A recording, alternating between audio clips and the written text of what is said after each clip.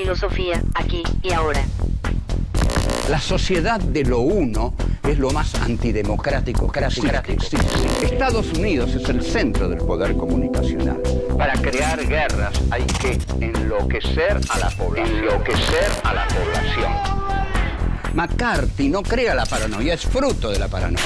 La centralidad argumental de 24 horas es una obra maestra del chantaje. Es necesario que mi mensaje sea el único que llegue a la sociedad. Para eso yo tengo que devorarme el mercado de la comunicación. Los oligopolios, a su vez, necesitan del poder comunicacional. Muchas repeticiones hacen una verdad. Crear el miedo en el seno social. No quiero ser pensado, no quiero que me piensen, no quiero ser dominado, manipulado. Quiero pensar mis propias ideas, tomar mis propias decisiones. Filosofía, aquí y ahora. Poder mediático. Objetivo del poder mediático.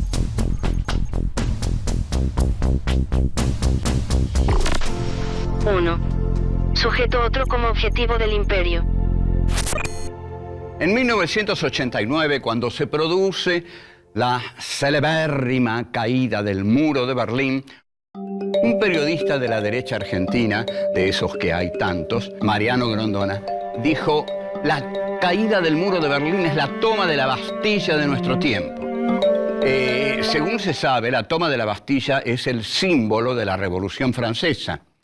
En la Bastilla estaban prisioneros todos aquellos que se oponían al orden monárquico de Luis XVI, y el pueblo va hacia la Bastilla para liberarlos como un símbolo de la iniciación de la era revolucionaria.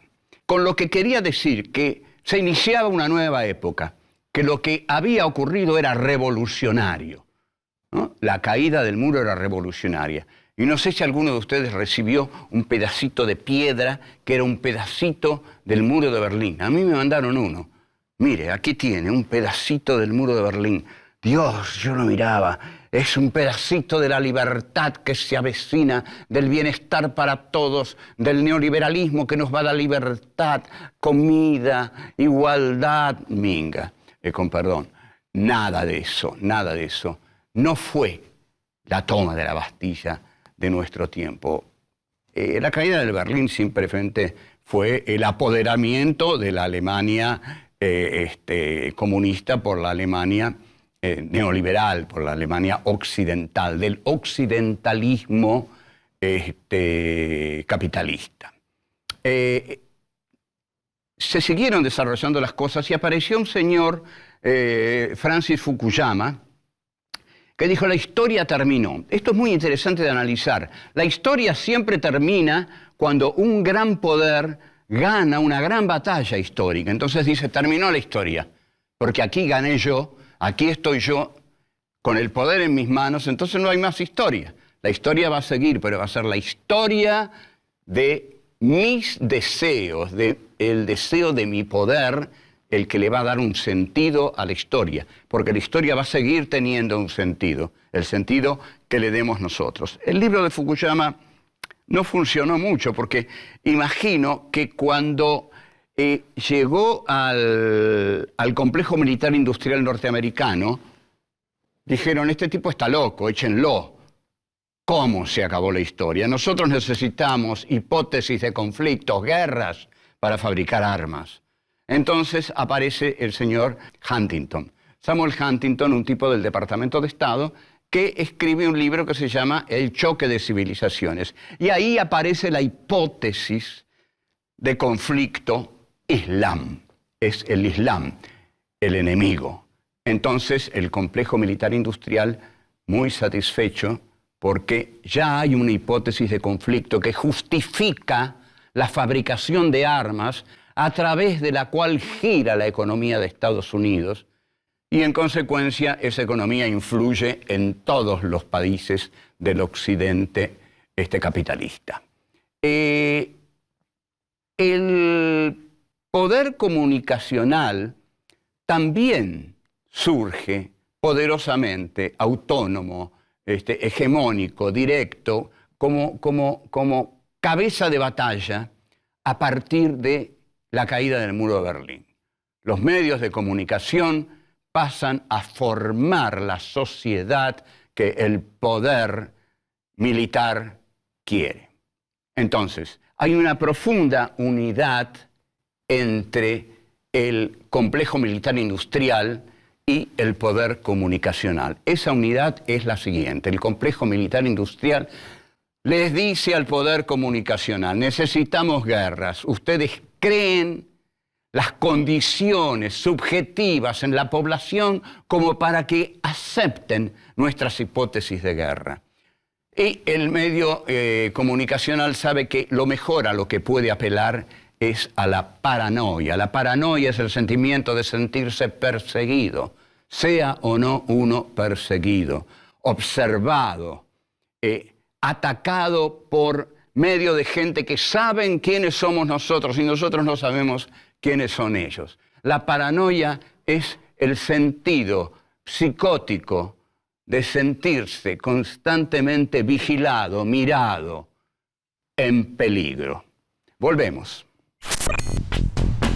2. La repetición en el sujeto y la ideología informática.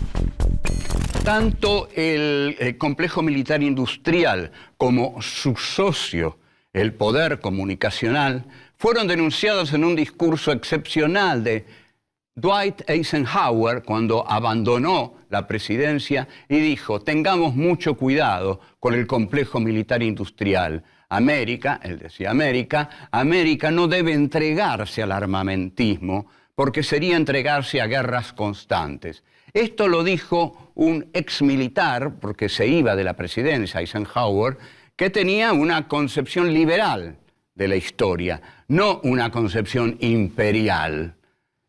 Pero ahora hay una concepción imperial. ¿Por qué?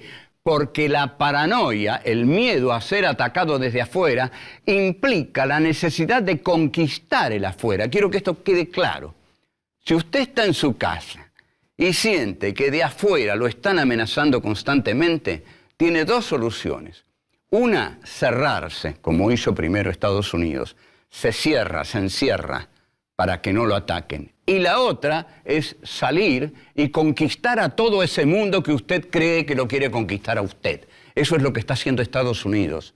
Me voy a proteger de los otros sometiendo a los otros, que es una manera muy clara, directa y, en última instancia, antidemocrática y sanguinaria de protegerse. El mundo va a ser mío porque el mundo está contra mí.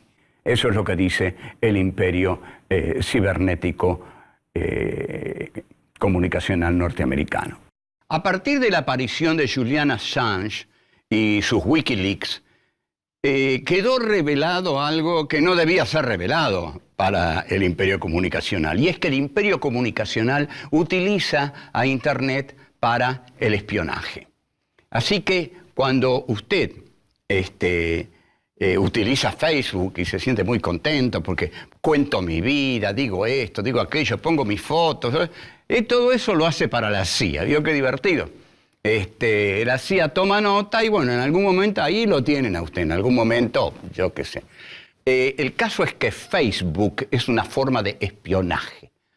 Facebook no es esa cosa tan linda para que usted se divierta y hable con los amigos, ni el Twitter. Todo eso lo hicieron porque nos toman por tontos, porque escribimos en los blogs cosas que necesitamos escribir, porque si no escribimos eso, ¿qué hacemos? ¿Cómo salimos del anonimato que nos humilla tanto? ¿Por qué va a tener derecho un escritor a publicar sus libros y yo no voy a tener derecho a comunicarle a la sociedad la ternura de mi alma, el odio de mi corazón?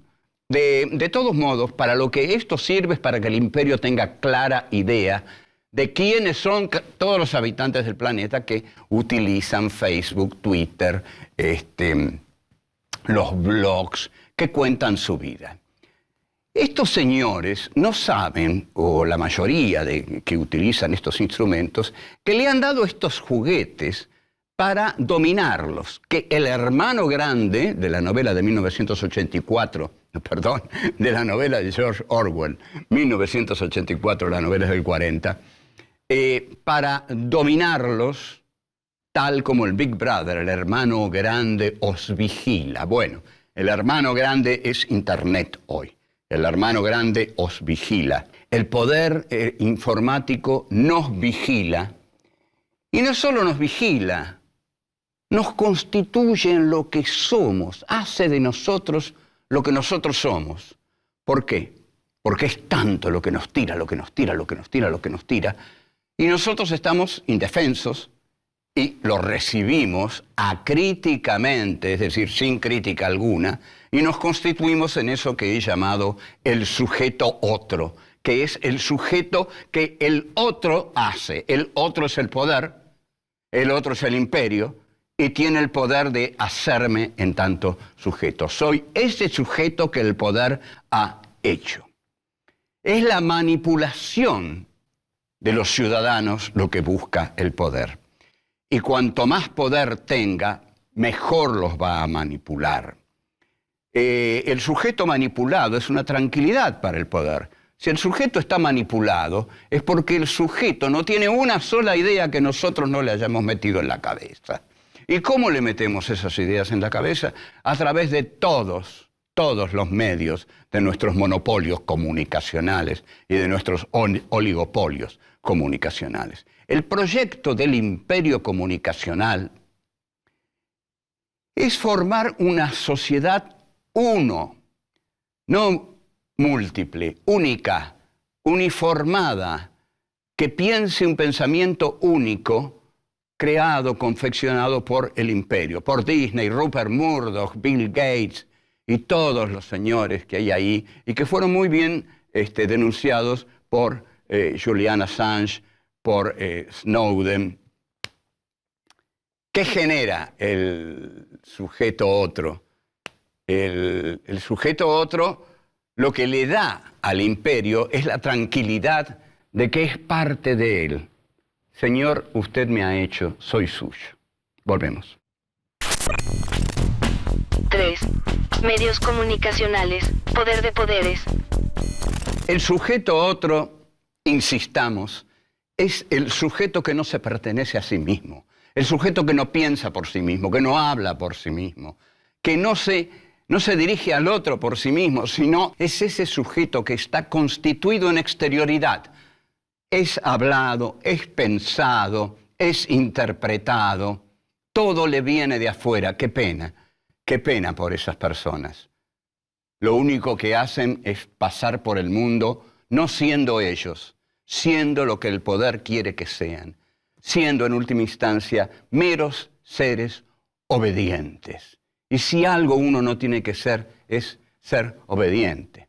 Y si quiere ser obediente, elija algo auténticamente desde sí mismo. Bueno, yo elijo esto porque he decidido que estoy de acuerdo. Eso es otra cosa. Ahí uno no es obediente. Ahí uno, desde su auténtica libertad, adhiere a algo. Pero eso es muy distinto. Ya no es un sujeto otro. Ahora bien, este pensar por otros es lo que el poder mediático logra. La ideología informática tiene por misión atrapar la subjetividad del receptor y hacer de la subjetividad del receptor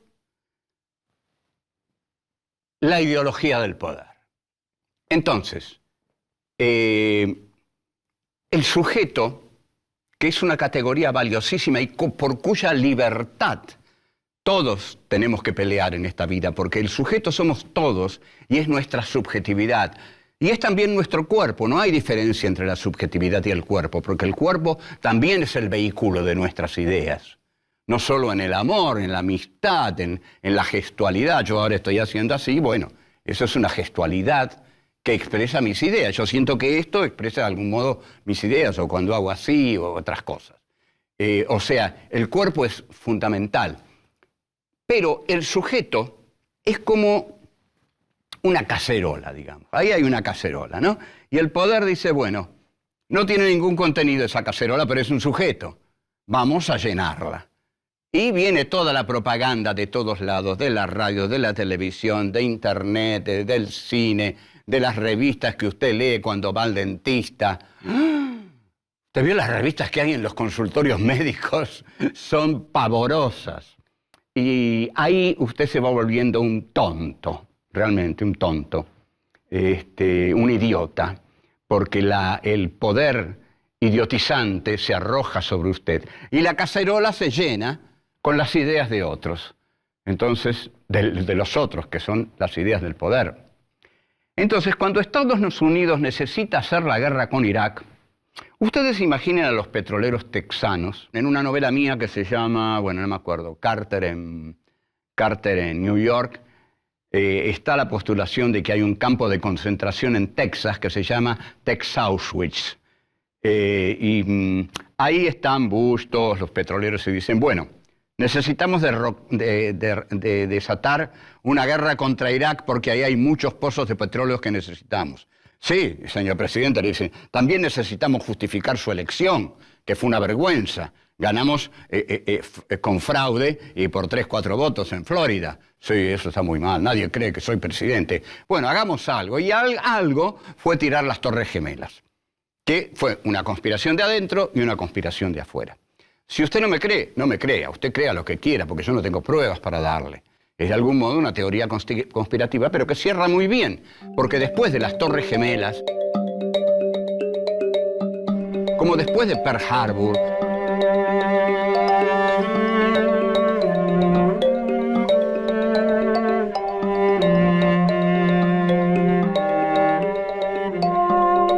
como después del asesinato de Lincoln,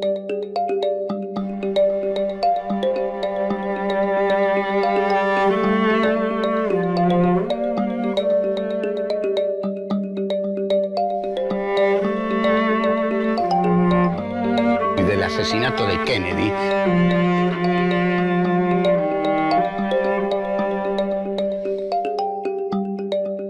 en Estados Unidos la derecha pudo hacer cosas poderosas.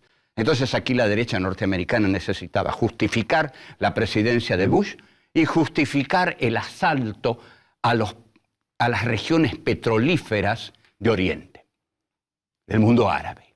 Entonces vino fantástico. Caen las dos torres y viene la guerra de retaliación, como la llama Bush. Y Bush dice una frase increíble: Dios no es neutral. Dios no es neutral. Dios no quiere por igual a todas las criaturas, como todos hemos aprendido desde niñitos. No, Dios quiere más a los norteamericanos. Lo dijo así. Dios no es neutral, Dios está con nosotros. Lo mismo que decían los islámicos. Alá está con nosotros.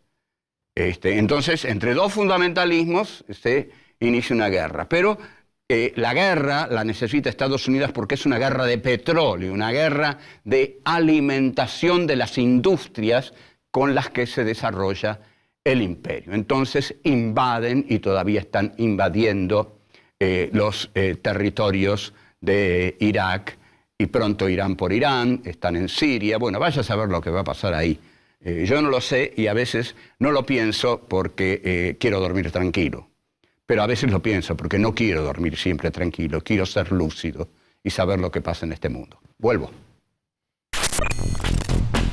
4. La necesidad del orden para el poder.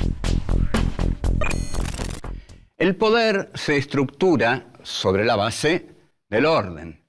El poder necesita orden y esto ya está en el Leviatán de Thomas Hobbes. Si los hombres, los seres humanos son largados a sus instintos, se matan entre ellos. Pero lo que el poder le da a los que se someten a su poder es el orden. Van a vivir en orden. Ahora vivan como nosotros les decimos que vivan. Y entonces sí, nosotros vamos a imponer un orden. Las pautas que utiliza el poder para ese orden es legitimar su propia ideología. Nosotros vivimos bajo el sistema de producción capitalista y durante mucho tiempo vamos a vivir bajo el sistema de producción capitalista porque en gran medida lo que ha favorecido esto fue el fracaso terrible de los sistemas socialistas del siglo XX. Algo imperdonable porque podríamos decir que más que el capitalismo, lo que liquidó al socialismo fue el propio socialismo. Ahora, las pautas que dominan la sociedad son las pautas con las que el sistema capitalista se legitima, ¿no? Este sistema capitalista se presenta diciendo que él representa la democracia, que sostiene la democracia. Ahora bien, la democracia entonces es la teoría del orden, y la pregunta es, ¿incluye la democracia el desorden? ¿Incluye la democracia un desorden que la cuestione en sí misma? Si la democracia tolera el desorden, quiere decir que es una democracia sólida. Pero hay democracias que no son tan sólidas, entonces toleran menos el desorden. Cuanto menos sólida sea una democracia, más sólido va a ser su aparato represivo. Tenemos que tenerlo claro. Una democracia débil apela más a la represión que una democracia fuerte, que puede basarse, la democracia fuerte, en la juridicidad, en las instituciones, en el Congreso, en el Parlamento, en una policía adecuadamente ideologizada con valores humanistas. No hay que matar porque sí. Gatillo fácil, no. Tolerancia cero, no. Mete bala, como decía un político peronista, no. Lo que hay que hacer es atrapar al delincuente y someterlo a las leyes de la justicia. Tortura, no. Pero la paranoia que los medios de comunicación introducen en la cabeza de todos los pobres tipos que andamos por la sociedad, la democracia, que debe ser la aceptación del prójimo, se transforma en el miedo al prójimo. Si constantemente me están diciendo la inseguridad aumenta, la delincuencia aumenta, los ladrones aumentan, los ladrones están en la cárcel pero a la noche salen porque están arreglados con la policía, pero la cuestión es crear la paranoia. La paranoia es el enemigo de la democracia, el miedo es el enemigo de la democracia. Está esa frase famosa que se le atribuye a Bertolt Brecht, un fascista es un burgués asustado. Sí, es cierto. Un fascista es un burgués asustado. Cuando la burguesía se asusta, apela a cualquier remedio. Estamos asustados, sálvennos, maten a quien nos asusta. Basta de mano blanda, mano dura, porque queremos vivir en paz, los hombres decentes. Entonces, no tengan piedad con los que atacan esta paz en la que queremos vivir. No tengan piedad con ellos. Nos vemos. Hasta luego.